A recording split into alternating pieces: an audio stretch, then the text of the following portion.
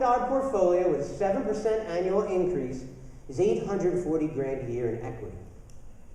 My point is, if you could just put together a portfolio of $12 million, that may sound like a huge, daunting number to you right now, but, you know, trust me, it's not. If you dedicate yourself to this business, it'll happen really quick. And before you know it, you'll be acquiring millions of dollars. You'll be counting your real estate in the millions very quickly if you just buy and hold stuff, and you buy it in a manner in which you can hold it.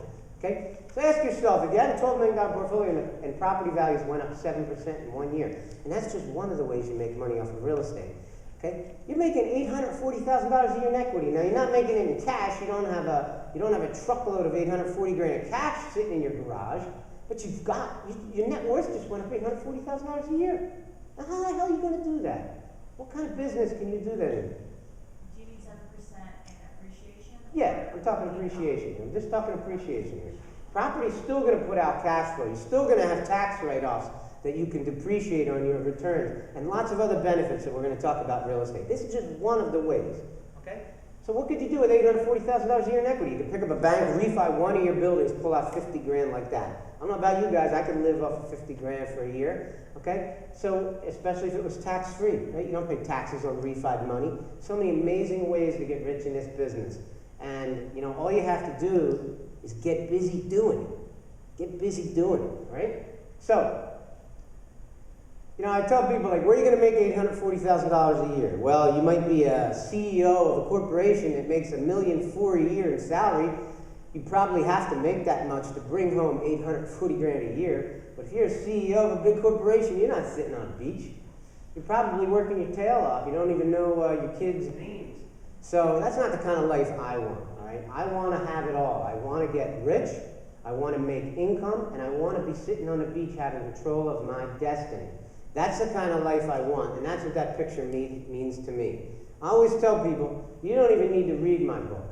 All you need to do is buy it, sit it up on your bookshelf, and stare at this picture, because it tells you everything you need to know about this business, right? Okay, so let's talk about, can you buy houses with no money? You can't unless you know how, okay? So I'm going to talk to you today about how you can do that. Because we have plenty of time, because I maintain this business is easy. It's an easy business. So, let's talk a little bit about how you would do that. Most people, when they first get in this business, the only way they know how to buy anything is what I call a conventional deal. They put down 20% or whatever, 15%, whatever program you get. You go to a bank, the bank lends you the rest of the money, and you buy the house. Now, I can't buy, if I had to buy $4 million worth of property a year, I can't buy that way, okay? I need to have $1 million in liquid cash laying around that's mine that I could buy properties in order to sustain buying $4 million a year. So while that is a great way, if you've got some money, you've got a job, you qualify for a bank, I'm not saying that's a bad way to buy a house. It's a great way to get started. That's how most of us got started. That's how I bought my first 10 houses. But if you don't have that kind of money, or you don't have credit, or maybe you don't even have a job, you don't need, just skip over the whole conventional deal, just throw it out. You don't need that technique. Because what I'm going to tell you about today are ways where you don't need your own money, you don't need your own credit. Whether you have a job or not is totally immaterial. It doesn't matter. All right? So, but even if you did have money and you were able to do that, sooner or later you're going to run out of it, aren't you? You know, no one has an endless supply. You'll have enough to do one deal, two deals, but sooner or later, you've got to learn how to buy houses with none of your own money. Has anybody here ever bought a house with none of your own money? Okay, hey, we got three of them, four of them, there we go. Great, because a lot of people don't believe it's true. Okay, I remember back in like the 1980s, I was sitting watching TV with my mother, who was an entrepreneurial woman who ran 3 different businesses and got me into the entrepreneurial spirit when I was a young man. And we'd hear like Carlton Sheets come on TV and talk about how you could buy houses with none of your own money, blah, blah, blah, blah. And my mom was like, what do you think of that? I said, I don't know, I never heard of that. I was just, 17 years old or something going, I don't know, it doesn't sound like you could do that. But nowadays, I learned, obviously you can, and that's what I do. Okay, so all I do is buy properties with none of my own money. I haven't written a check to buy a property since 2009. And in 2009, it was a different situation where I had an abundance of cash and I wanted to use some of it for some particular properties that I really wanted to buy, and I still own them today. But, you know, I don't have to. Whether I had the cash available or not, I don't have to use my money. It's an option. Do I want to use mine? Do I want to use somebody else's? Preferably, all of my money goes into real estate anyway, but I'd rather use somebody else's if I can, all right? But I sort of would do both, I imagine. Okay, I do it without the support of banks, meaning that I don't need a bank to look at my deals at all. I don't call them, I don't talk to them, I'm not interested in it. I'm tired of those guys. They view me as a risk, which I find hilarious. They were willing to lend me money 20 years ago when I didn't know a damn thing about this business and I didn't have a net worth of anything and I barely made no money. They were willing to lend me lots of money back then, as long as I had a paycheck.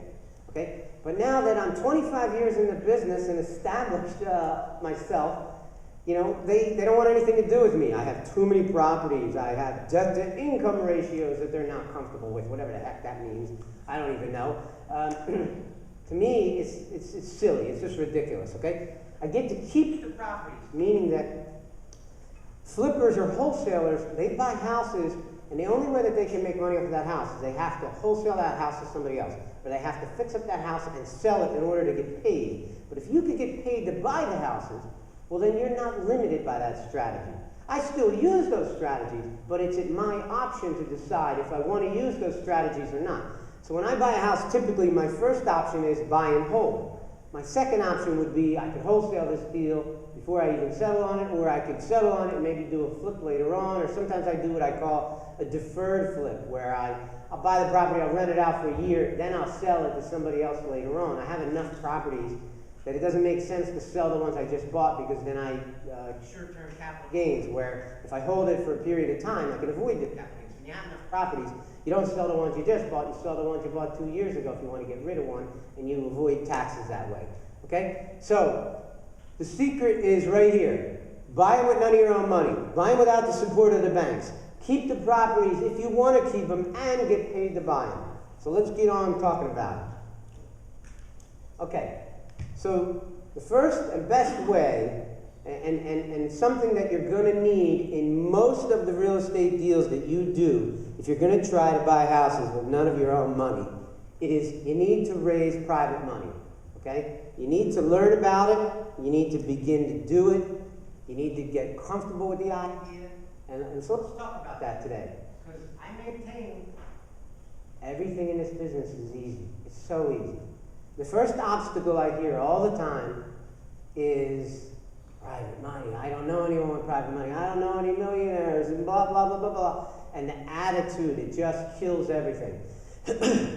It's not like that. I'm not looking for millionaires. Millionaires are a pain in the butt. They've already made money. They think they know everything. They want to control everything. I'm looking for a nice mom and pop couple who wants to make some nice rate of return on their $150,000. Maybe they're not comfortable with the stock market. Maybe they're not comfortable with the government borrowing $17 trillion. Maybe they're not comfortable with the situation in Europe, and they want something that they can understand, something that they feel comfortable with. Everybody understands real estate. Everybody lives in a house. It's easy to understand. You lend money on a house. You put a first position mortgage secured against a piece of real estate. You are safe. There's equity behind it. It's easy. And you have to understand that if you have an attitude where you're confident in what it is that you're asking people to do, which all you're asking them to do is finance a real estate deal for which you are going to take over all the responsibility, and they're going to just get paid an interest rate on their money. Okay? So how do you do this? Well, first of all, you got to talk to people. You can't be, introverted. You got to get out there. You got to talk to people. You got to tell people what it is that you do. One of the reasons that I do these speaking gigs is because I raise money this way. I've got some books over there I sell for $20. I have some other products that I sell between $200 and $2,000. That's my most expensive product over there. And what happens to me so many times is I'll go out to a speaking gig, I'll sell a couple $1,000s in buyer's briefcases, which is a product I develop for people. I'll sell some books for a couple $100. That's nice. I like to sell books. I like to tell my story. But the best thing that'll happen is somebody will come up to me after the meeting and they'll go, hey man, I really like what you were talking about. You know, can we go hang out somewhere, go play golf or whatever? You get to develop a relationship with somebody, and maybe that person ends up lending me $250,000 for a real estate deal. Just like that. And it's, you know, it helps to be a speaker and to be an author and all that stuff. I'm not saying it's going to be that easy for you in the beginning. It wasn't that easy for me in the beginning, but you can do it because most of the people who are going to lend you money are the people who already know you, like you, trust you. You got a relationship with them already. They know you. That's why they're going to lend you the money, because they feel good about you. You're an honorable person. You're somebody that they trust, okay? So here's a little tip I tell people if you're trying to raise private money. Say I'm at a party and somebody will say to me, you know, what do you do for a living, Phil? Well, I could say a lot of things. I'm a real estate investor. I'm an author, blah, blah, blah. But the best thing that you want to say, I don't care what you do for a living, the best thing you want to say is you say, I raise private money for amazing real estate deals. And then you shut up. Just let it sink in. Don't talk anymore. Just say, I raise private money for amazing real estate deals. Please steal that line from me. That line has raised me millions of dollars. And stop talking. I swear the next thing they're going to say is, what do you mean? Tell me more about that. How does that work? And then there's your opening. You've got them asking you questions about what you do. People only remember, what do they say? They only remember 90% of what you, or they remember 10% of what you say and 90% of what they say. So get them asking you the questions so that they want to know more about what you do. That line works, and it works beautifully. And I don't care if you're borrowing 20 grand or 2 million, it doesn't matter, it works, okay? So what I do is I meet people, I collect their business cards, I create a list of their names, right? So, for example, I use Gmail, and I have Gmail contacts, and I go into contacts, and I have a category for private lenders. I have a category for real estate investors. If any of you give me your business card, and I hope you do, you're a real estate investor in my database. If you indicate to me you might be a private lender, you're a private lender in my database. And then what happens is when I have particular deals that I'm looking to raise money, or I'm looking for a partner, or I'm looking for an investor to wholesale it to, or I'm looking for somebody to flip it to, or whatever, I have you categorized in a manner for which I can use your contact information to help me and to help you. And that's what everybody should be doing. So collecting and creating a list. This is easy stuff. Anybody can do this. I don't care what kind of business you're in. You need to have the right things to say, the right attitude. You need to be collecting names. You need to be organizing it. This is just basic stuff. It has nothing to even do with real estate. You know, it helps to have credibility. Hopefully you're a credible individual. You're an honorable individual. Okay, and, you know, and I strive every day to do that. My reputation is incredibly important to me. Nobody's going to lend me money if I'm going around doing unscrupulous things. So you have to be an honorable person in this business. This real estate investing world is a small community. Okay, if you do something rotten with somebody, you do a lousy deal and you screw somebody, word's going to get out real quick. Okay, so you certainly don't want that to happen. Credibility is very important. I already said, know you, like you, trust you. That's where most of your money comes from. Family. People say, well, I don't want to get involved in family. I don't want to borrow money from family. I call my family members all the time and tell them about real estate deals I'm doing. And I tell them, I say, hey, look, you know, I care about you. You're in my family. I want you to put your money in great investments. That's why I'm calling you, because I know this is a tremendous deal. I can get the money somewhere else, but I'd rather it be my family.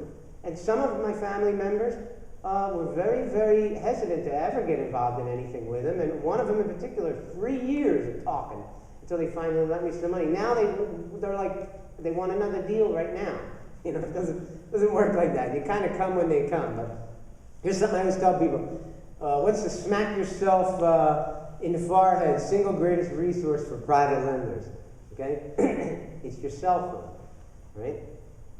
Just grab your cell phone, grab your email data list of all the people that you already know, and take your time and just go through your phone slowly and go, you know, who are these people? How do I know them? You know, it's possible they might be interested in a deal like this. And just start calling them. Take your time. Don't look for millionaires. Just look for people. It's a people business. Just look for people. You know, plenty of people today who have a net worth, money somewhere, you know, 100,000, 150,000. That's tremendous. That's enough to do a couple of good row homes or a nice